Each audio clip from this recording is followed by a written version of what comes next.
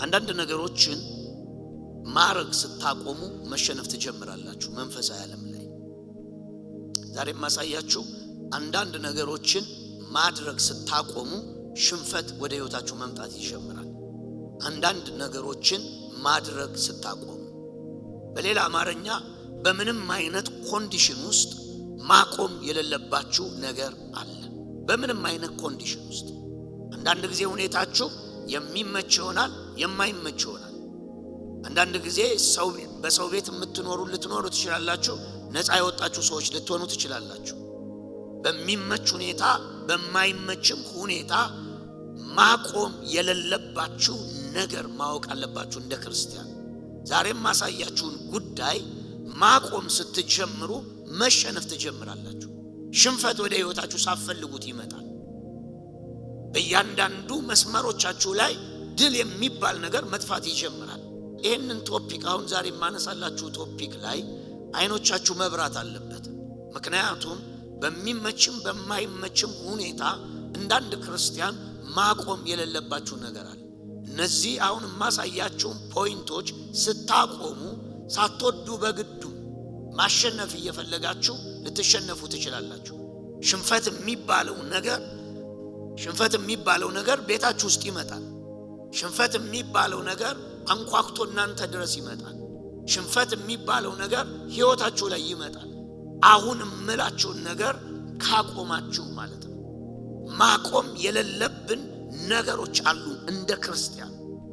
የምነግራችሁ ነገር ሰዎች አንዳንድ ነገሮችን ሲያደርጉ፣ አንዳንድ ክርስቲያኖች አንዳንድ ነገሮችን ሲያደርጉ ህይወታቸው ወይ እስኪቀየር ድረስ ያደርጉና ህይወታቸው በእነሱ አይምሮ ተባረክን ወይም ተለወጥን ብለው ሲመጡ መባረክ መለወጥ ስፍራ ድረስ ያመጣቸውን ነገር ያቆሙታል። ልክ ተባርከው በረከት ይዘው ያንን የሚያዩትን ነገር ሁሉ ያመጣውን ነገር ልክ ሲተውት እንደገና መሸነፍ ይጀምራሉ። ሽንፈት ህይወታቸው ላይ ይመጣል። አንዳንድ ሰዎች የማይመች ሁኔታ ውስጥ ሲሆኑ፣ የማይመች ሁኔታ አለ ብለው ሲያምኑ የማያደርጓቸው መንፈሳዊ ነገሮች አሉ። ለእናንተ ማሳያችሁ ሐሳብ በመንፈሳዊ ህይወታችሁ ላይ ሽንፈትን ወደ ህይወታችሁ መጋበዝ የማትፈልጉ ሰዎች ከሆናችሁ ማድረግ ማቆም የሌለባችሁ ነገር አለ። ማድረግ ማቆም የሌለባችሁ ነገር በሚመችም በማይመችም ሁኔታ ማሳያችሁን መሮች ማድረግ ስታቆሙ ኢሚዲየትሊ ሽንፈት የሚባለው ወደ እናንተ መስመር፣ ወደ ድንኳናችሁ፣ ወደ ህይወታችሁ መጥቶ ታገኙታላችሁ። ስለዚህ ሽንፈቱን የማትፈልጉት ከሆነ ማቆም የሌለባችሁ የህይወት መርህ አለ። ለምሳሌ አንዳንድ ሰው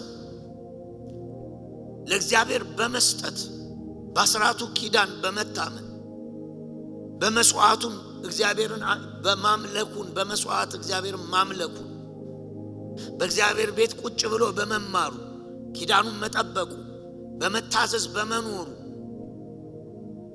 ህይወቱ ይባረካል፣ ከፍ ይላል፣ ያድጋል። እውነት ነው፣ ያድጋል መርህ ስለሆነ። እነዚህ ነገሮች አሁን ተባርክ ያለው አድግ ያለው በጎ ሆኗል ብሎ አስቦ ያሳደገውን አንድ መርህ ቢያቆም በተቃራኒው ከወጣበት ነገር በየጊዜው እየወረደ ይመጣል። ለምንድነው የሚወርደው ሲባል ሲወጣም በድል አልወጣም፣ ሲወርድም በድል አይወርድም። አንዳንድ ነገሮች በእግዚአብሔር ቃል ውስጥ ያሉ ነገሮች በሚመችም በማይመችም በመባረክም በማግኘትም በማጣትም በመትረፍም ባለመትረፍረፍም ውስጥ ሁሌ መደረግ ያለባቸው ነገሮች አሉ። ማቆም የሌለባቸው ነገሮች አሉ። ስታቆሟቸው ወደ ህይወታቸው ሽንፈት የሚጋብዙ ነገሮች አሉ። አንዳንድ ሰው ደሞዜ በቂ አይደለምና አስራት አልከፍልም የሚል ሰው አለ። አንዳንድ ሰው ተባርክ ያለው በቃ ብር አያስፈልገኝምና አስራት አልከፍልም የሚሉ ሰዎች አሉ። ሁለቱም ስህተት ውስጥ ነው ያሉት። ምክንያቱም በማይመችም ሁኔታ በሚመችም ሁኔታ ውስጥ ልትጠብቋቸው የሚገቡ ልታደርጓቸው የሚገቡ ነገሮች አሉ። እነዛን ነገሮች ልታደርጓቸው ይገባል። መስት ናቸው፣ ልታደርጓቸው ይገባል። እነዛን ማድረግ ስታቆሙ ሽንፈት እየተንደረደረ ህይወታችሁ ላይ ይመጣል። አንዳንድ ጊዜ አዲስ ኪዳን ውስጥ ያለ ሰው በክርስቶስ ኢየሱስ ከአሸናፊዎች ትበልጣላችሁ የሚል የወንጌል ድምፅ ሰምቶ እኔ በሌለሁበት እኮ በክርስቶስ አሸንፌያለሁ፣ ከጸጋው ወንጌል የተለየ ሐሳብ ነው የምትሰብከኝ ሊለኝ ይችላል። ከጸጋው ወንጌል የተለየ አይደለም የምሰብካችሁ።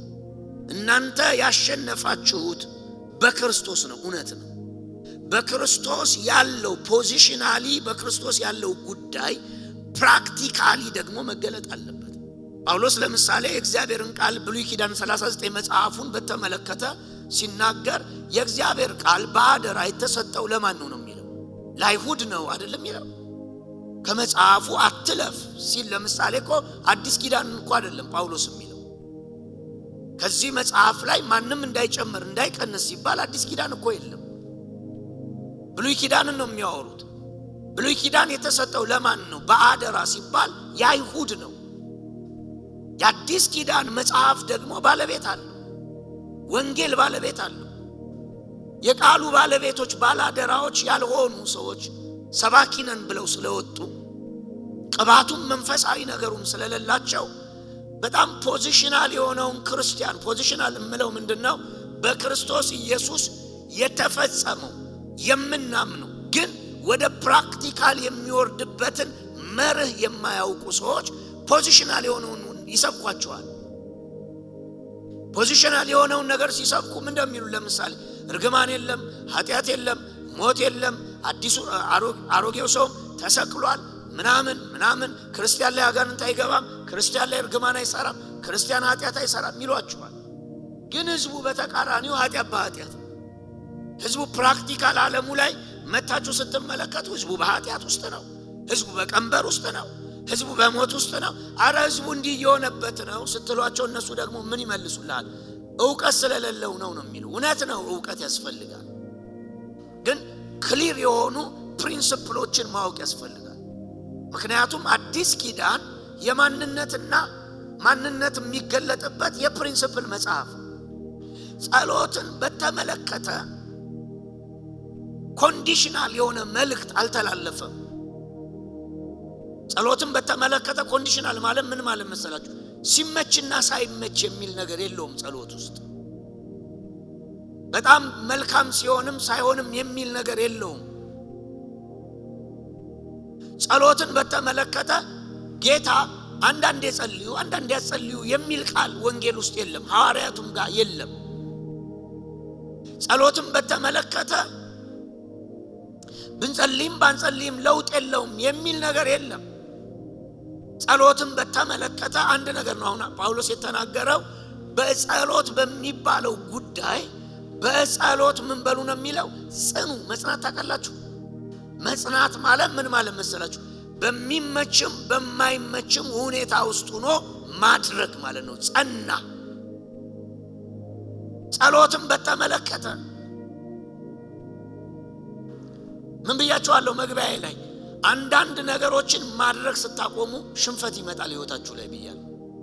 በህይወታችሁ ማድረግ ማቆም የሌለባችሁ ነገር አለ። ማድረግ ማቆም በህይወታችሁ ማድረግ ማቆም የሌለባችሁ ዋነኛ ነገር ምንድነው ከተባለ በጸሎት ጉዳይ ላይ ምን በሉ ነው የሚለው? ጽኑ። ጽናት ይፈልጋል ጸሎት። ሁላችንም አሕዛብ ከሆነ ቤተሰብ ነው አይደል የመጣ ነው። እዚህ ያለን ሰዎች አብዛኞቻችን ለጸሎት የተመቻቸ ኢንቫይሮመንት ጌታን አግኝተን ባልዳነ ቤተሰብ ውስጥ ስንገባ እስኪ ጸልዩ የሚለን ሰዎች እኮ መተው ለጸሎት አነቃቅተውን አይደለም የምንጸልየው። በማይመችም ሁኔታ ምን ይፈልጋል? በጸሎት ጉዳይ መጽናት ይፈልጋል። ለምን? ጸሎት የሚባለውን ማቆም ሲጀምሩ ሽንፈት ወደ ህይወታችሁ እንደሚመጣው በጸሎት ጉዳይ ላይ ያላችሁ አቋም ኮንዲሽናል ከሆነ ተሳስታችኋል። ወንጌልም ሐዋርያቱም የሚነግሯችሁ ነገር በጸሎት ጉዳይ ላይ በሚመችም በማይመችም ሁኔታ ውስጥ ብትሆኑ በጸሎት ምን በሉ ነው የሚለው? ጽኑ። መኝታ ቤት አላጸልይም፣ ሳሎን ቤት አላጸልይም ቢሉ ሽንት ቤት ገብተህ ጸልይ። ጸሎት የሚቆም ነገር አይደለም። ጸሎት ላይ ጽኑ ነው የተባለው።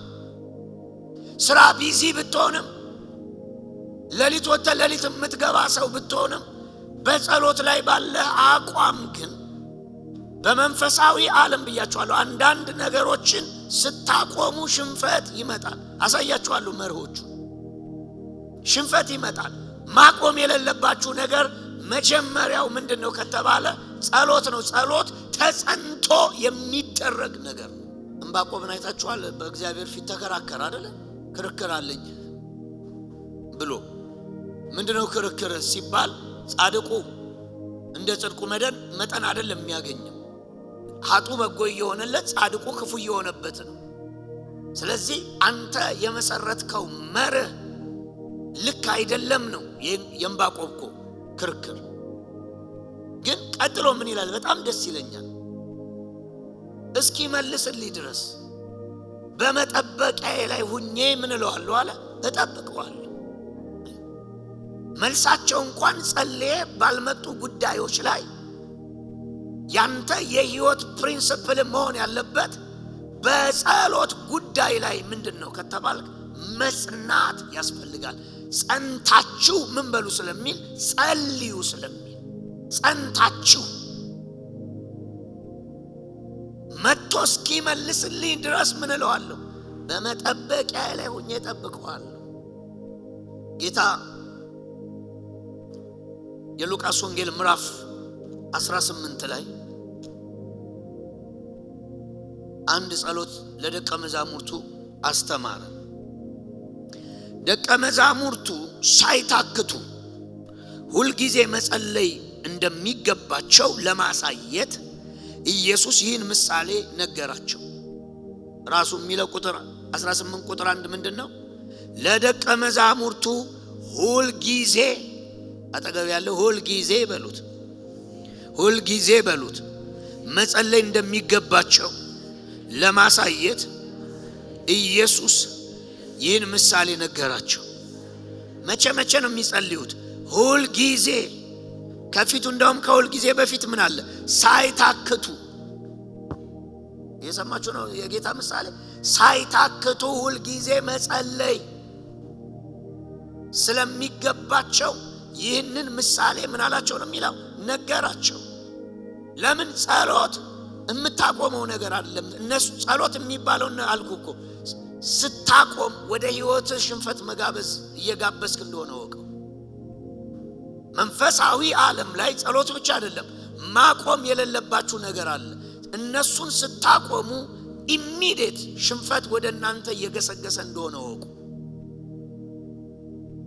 ስለዚህ ጌታ ሳይታክቱ ሁልጊዜ መጸለይ እንደሚገባቸው፣ ሁልጊዜ ምን ሳይሉ ሳይታክቱ። አጠገብ ያለው ጸሎት ሁልጊዜ ነው በሉት፣ ሁልጊዜ ነው በሉት፣ ሳይታክት ነው በሉት፣ ሳትታክት በሉት፣ የሁልጊዜ በሉ፣ የህይወት በሉ፣ ስርዓት ውስጥ በሉ፣ መግባት ያለበት በሉት ጸሎት ነው በሉት።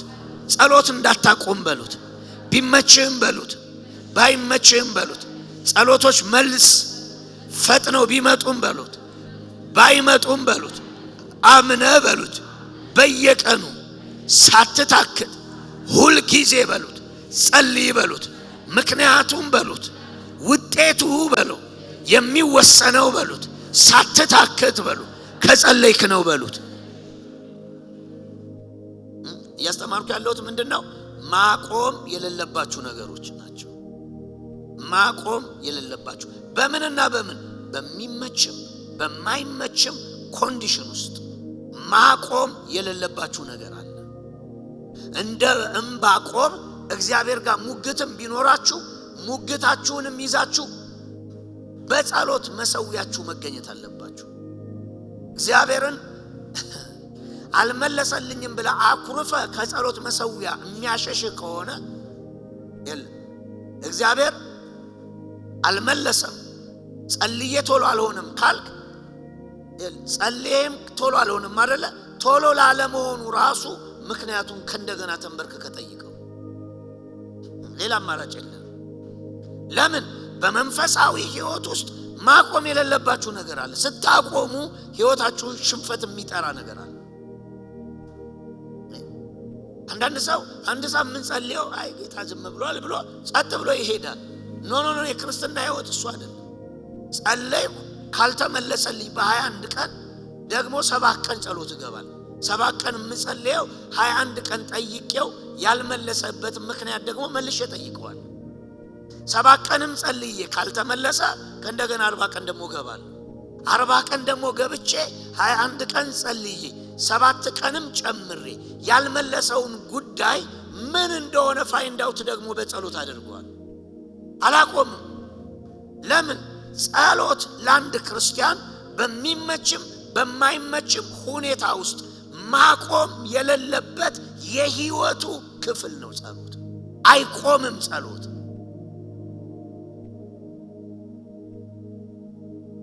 አይቆምም። ጸሎት ስለዚህ ቀጥሎ ጌታ እንዲህ አለ፣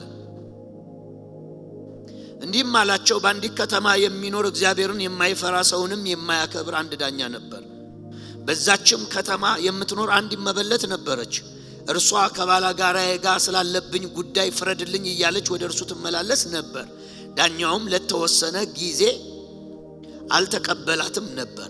ኋላ ግን በልቡ እንዲህ አለ፣ ምንም እግዚአብሔርን ባልፈራ ሰውንም ባላከብር ይቺ መበለት ስለምትጨቀጭቀኝ እፈርድላታለሁ፣ አለበለዚያ ዘወትር እየተመላለሰች ታሰለቸኛለች።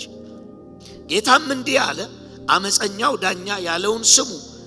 እግዚአብሔር ቀንና ሌሊት ወደ እርሱ ለሚጮሁ ምርጦቹ ሃሌሉያ አይፈርድላቸውም? ምን ከመጠን በላይስ አይፈርድላቸውም? ምን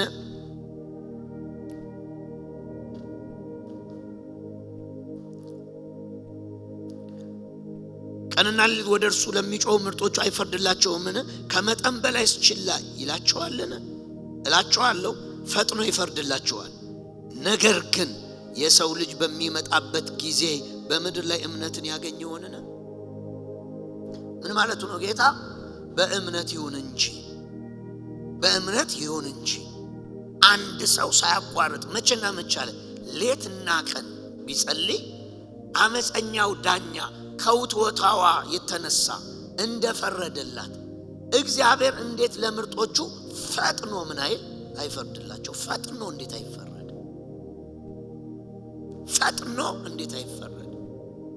ጌታ ይህንን ያመፀኛ ዳኛ ምሳሌ ያመጣው ስለምንድን ነው?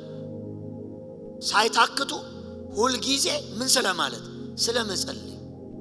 ምን ሳይሉ ሳይታክቱ መቼ ሁል ጊዜ ምን ስለማለት? ስለመጸለይ። በጸሎት ጸንታችሁ እንዳትረሱ። ጸሎት የሁል ጊዜ ህይወታችን ነው። መጽሐፍ ቅዱሳችሁ ላይ አይታችኋል። ያዕቆብን አይታችኋል። ሁለት የእግዚአብሔር ሰዎች ምሳሌ ልስጣችሁ። ያዕቆብ ዘፍጥረት ምዕራፍ 32 ከቁጥር 20 ጀምሮ እስከ 26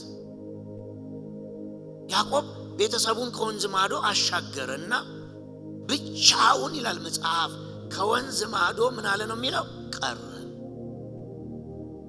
ከዛ መጽሐፍ ሲናገር ሌሊቱን በሙሉ ሲታገል ምን አለ ነው የሚለው? አደረ።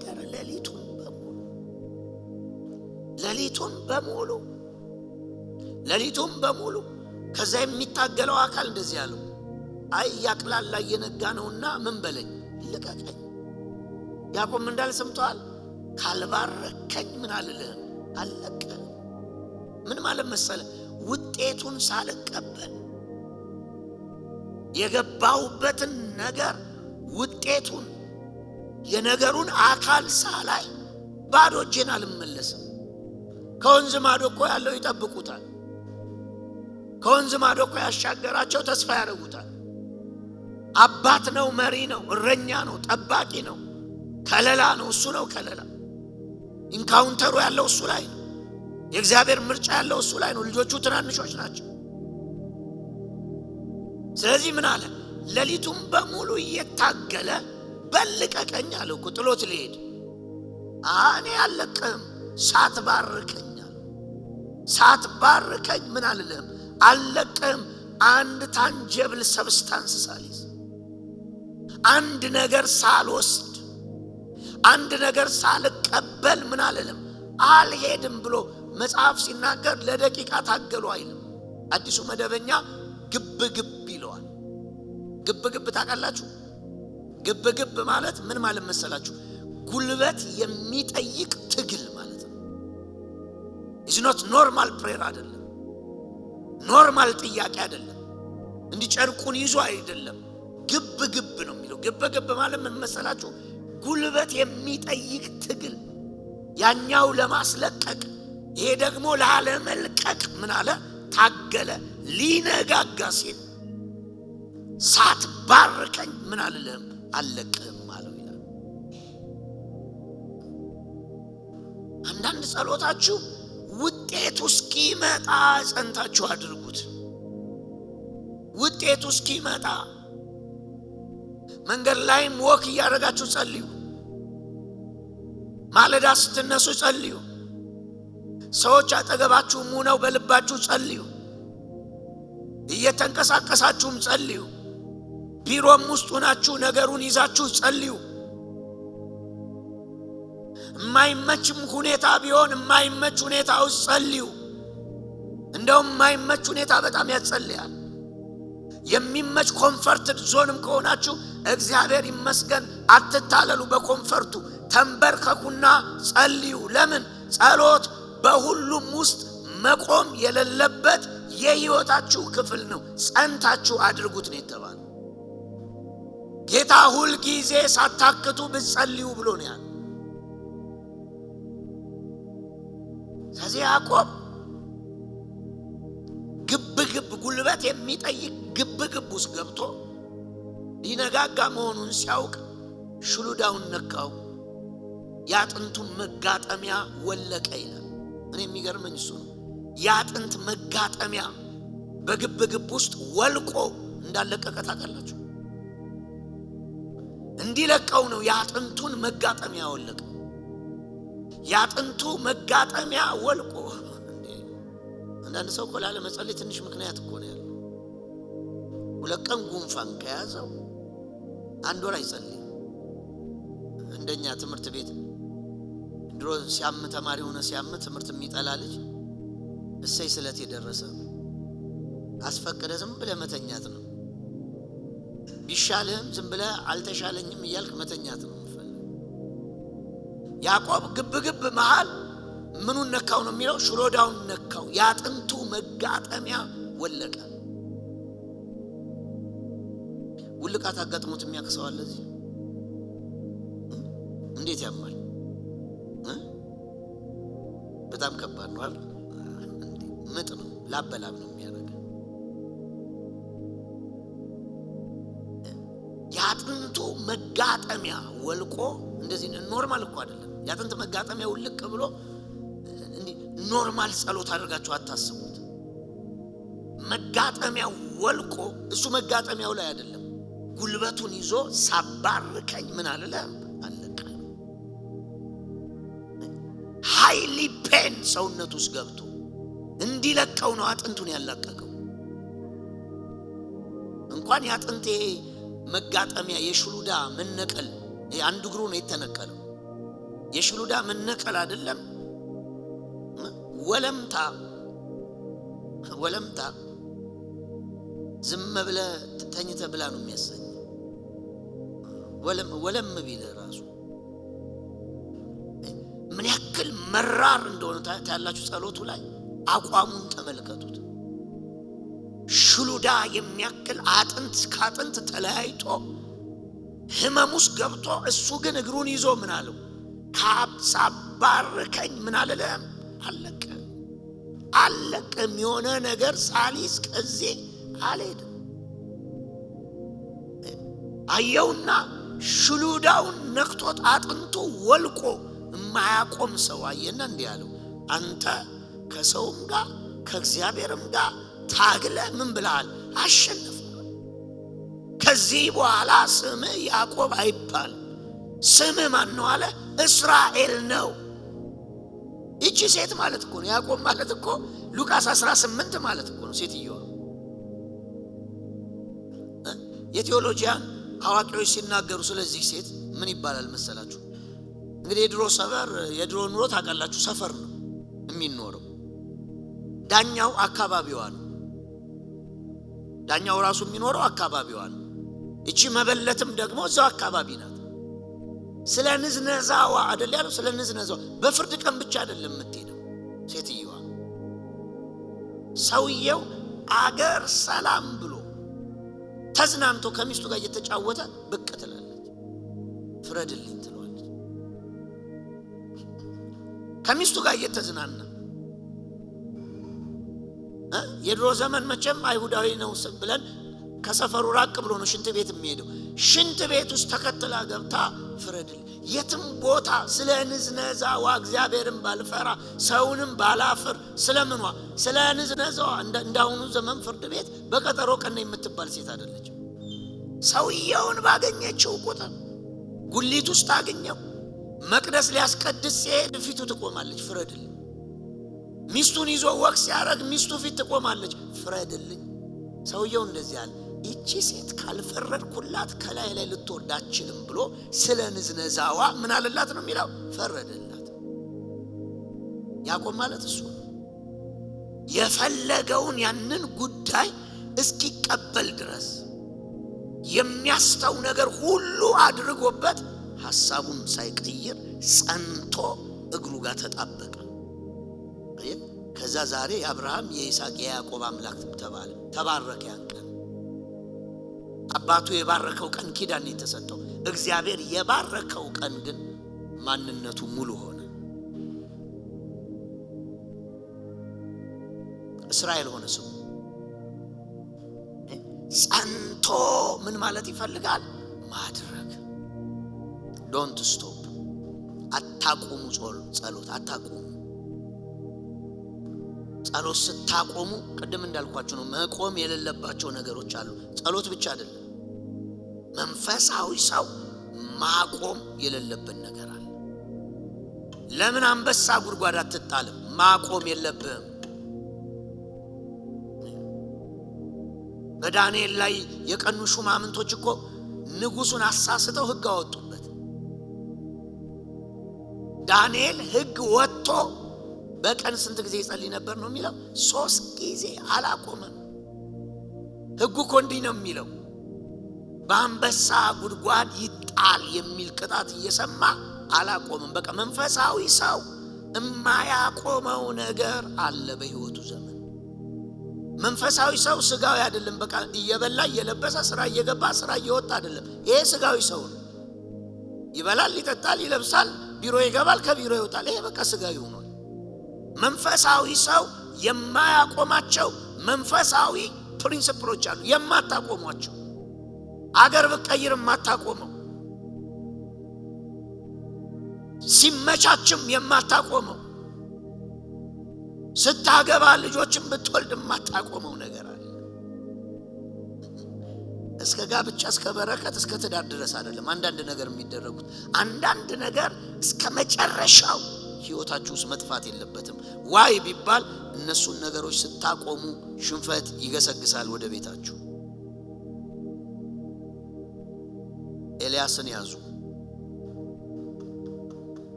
ስለ ኤልያስ መጽሐፍ ምን እንደሚለው ያዕቆብ 5:17 ኤልያስ እንደኛ ሰው ነበረ፣ ዝናብ እንዳይዘንብ ምን አለ ነው የሚለው? አጥብቆ ጸለየ። ጸለየ ብቻ ብለህ አታቀል። ጸለየ ብለህ ብቻ ቀለል አታል። አጥብቆ ጸለየ አለው እኮ ተሳቢ አለ። ዝናብ እንዳይዘንብ ምን ብሎ ነው? አጥብቆ ጸለየ። አንተ አሁን የሚመስልህ ይሄን ታሪክ ለማያውቅ ሰው ሄዳ አክዓብ ፊት እኔ በእግዚአብሔር ፊት የምቆም ኤልያስ ነኝ አለው አይደለ? በእግዚአብሔር ፊት የምቆም ኤልያስ ነኝ። በዚህ 3 ዓመት ተኩል ከአፌ ቃል በቀር ሌላ ነገር ምን አይልም አይሆንም አለ። በዚህ 3 ዓመት ተኩል ጠልም ዝናብም አይሆንም ብሎ ሄደ ነው የሰማነው። ሄደ ታሪኩ ላይ ስትመለከት እንዲህ ብሎት ሄደ። እንዲህ ቀለል ባለ በጣም ጥሩ ነበር መጽሐፍ። ይኸውላችሁ አክዓብ ፊት ተገልጦ በዚህ 3 ዓመት ተኩል ጠልና ዝናብ አይሆንም ከአፌ ቃል በቀር ሌላ አይሆንም አለው። ሄደ። ያዕቆብ ግን በአዲስ ኪዳን መንፈስ ሲጸልይ ቃል አውጥቶ ሄደ አይልም። ቃል አውጥቶ ሄደ ሳይሆን የሚለው ያዕቆብ የሚለው እንደዚህ ነው፣ እንዳይዘንብ አጥብቆ ጸለየ ይላል። አሁን እዚህ ማሳያችሁ ክፍል ላይ ኤልያስ ብድግ ብሎ አክዓብ ፊት ሄዶ በዚህ 3 ዓመት ተኩል ጠልና ዝናብ አይሆንም፣ ሰማዩን ዘግቻለሁ አይደለ? ምንም አይሆንም አለ ነው። አሁን ታሪኩ ሄዳችሁ ስታነቡ ተናገረ፣ ሄደ። ራሱም ላይ ዘጋ። ራሱም ላይ ሲዘጋ ሰማይ መጣና አንተ ግን በዚህ ተቀመጥ፣ ከወንዙ አጠጣ፣ ቁራ ደግሞ እየላኩ መግባለሁ አለው። ሰውየው የተዘጋ ሰማይ ውስጥ ነው ራሱም ያለው። ያዕቆብ ግን እንደሱ አይደለም የሚለው። አክዓብ ፊት ተወራርዶ ሂዶ ቃል አወጣ። ያዕቆብ ቃል አውጥቶ ሄደ ሳይሆን የሚለው ሰማይ እንዲዘጋ አጥብቆ ምን አለ ነው የሚለው ጸለየ። አንዳንድ ነገር ራሱ ካወጅክ በኋላ ከተናገርክ በኋላ ጸሎት ይፈልጋል። ኖርማል ጸሎት ጸለያ አጥብቆ ብያለሁ ጌታ ሆይ ብሎ ስጋው በየወራቱ ደመና ብቅ ሲል ራሱ ንፋስ ይዛችሁ ሂዱ 3 ዓመት ተኩል አጥብቆ ምን አለ ነው የሚለው ጸለየ። የዝናብ ምልክት ስትመጣ ሄደ ንፋስ እየጠራ የሰመሩ ጊዜ መጥቶ የዝናብ ወራታቸው መጥቶ ደመና እያቅላላ አክዓብ ከነጠንቋዮቹ ሊዘንብ ነው ኤልያስ ሊስት ነው ሲሮት ይንበረከካል። ንፋስ ይጠራል፣ ሰማዩን ያጸደዋል። መጽሐፍ የሚለው አንድ ቀን ተናግሮ ነገር ሁሉ አበቃ አይደለም የሚለው አጥብቆ ምን አለ ነው የሚለው ጸለየ። በምድርም ላይ 3 ዓመት ተኩል ዝናብ አልዘነበም። እንደገና ጸለየ፣ ዝናብ ከሰማይ ዘነበ፣ ምድርም ፍሬዋን ምን አለች ነው የሚለው ሰጠች። እንደገናም ሁለተኛው ላይ አጥብቆ ጸለየ፣ ዘጋው። አጥብቆ ጸለየ is continual prayer ቃሉ እስኪፈጸም ድረስ። ሁለተኛው ደግሞ ደገመና ምን አለ ነው የሚለው ጸለየ ይላል። ሰማያት ተከፈቱ፣ ዝናብም ለምድሪቱ ምን አለ እግዚአብሔር ሰጠ ይላል። ሁለተኛውም እንደምታስቡት እንዲህ እንደ ኖርማል ጸለየ። የሆነች ደቂቃ ዝናብ ሆነ። አክዓብ ፊት ሄዶ ዘነበ አለ። እግዚአብሔር ሂድና ተገለጥ አለው። የባኦል ነቢያቶችን ተወራረደ፣ አረደ፣ ይዞ ተራራ ላይ ወጣ። አክዓብ እግዚአብሔር እንዲህ ብሏል አለ፣ ዝናብን እሰጣለሁ ብሏል አለ። አክዓብ ዝናብ ይሰጣል። ጠበቁት እዛው፣ ካልሆነም ሊገለው ነው። ኤልያስ ግን ነው የሚለው መጽሐፍ በሁለቱ እግሮቹ መካከል ጭንቅላቱን ምን ብሎ ነው የሚለው አስገብቶ። የተለየ ጸሎት ነው። ተንበርክኮም አይልም፣ ቁሞም አይልም፣ ወክ እያደረገም አይልም።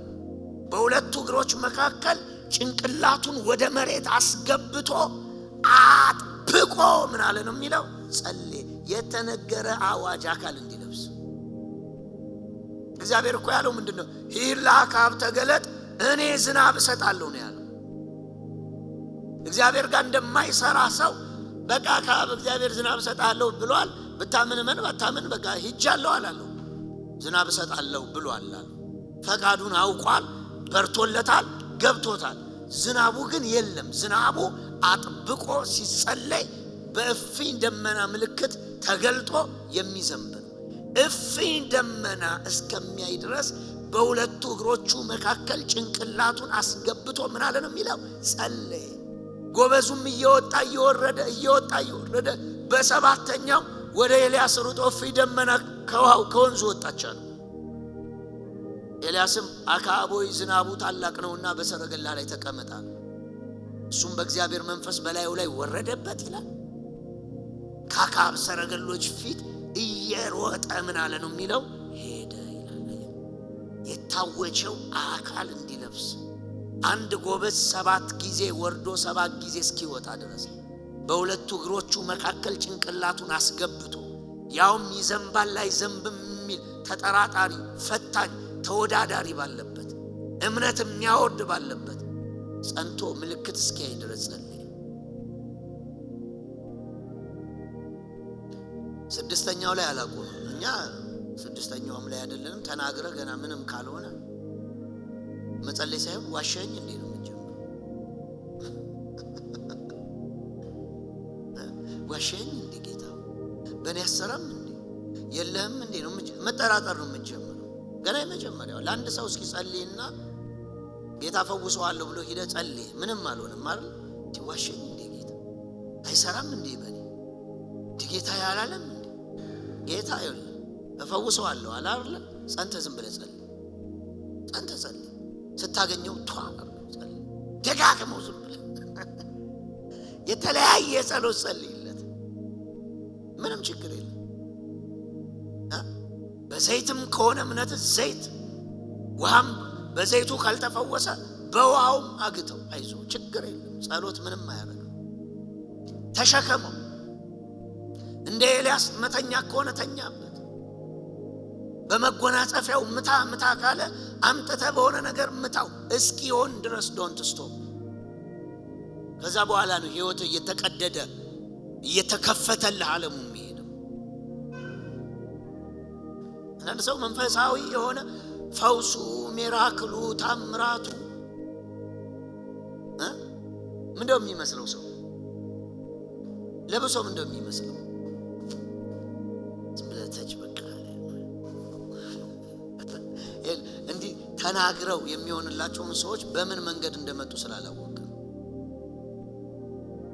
አንተ እነሱ ዛሬ የደረሱበት እዛ ቦታ ቆመ ዝም ብለህ የትም ሙላ you are blessed ስትል ዝም ብሎ blessed ይሆናል ብለህ አታስብ። ይታወጀለታል። እያመመው እኮ ስንቱ ሰው ሰውቷል። እያመመው እኮ ስንቱ ሰው አርዷል። ሌላው እኮ እየቀበረ እያመማቸው እኮ ያላቸውን እየሰጡ ነው እየሰበሩ የመጡት። ከጀርባ ያለውን መስዋዕት አንተ ፊል አታረጉም። አንተ ዛሬ እንዴት ከኛ ኋላ መጥቶ መኪና ገዛ፣ እንዴት ሰማይ ገባ፣ እንዴት ቤት ገዛ፣ እንዴት ታላቅ ሆነ፣ እንዴት ተባረከ ምናምን ውስጥ ነው። ግን የሰዋቸው ነገሮች አሉ፣ የታዘዛቸው ነገሮች አሉ፣ በጌታ ፊት እየመጣ የጮሃቸው ነገሮች አሉ።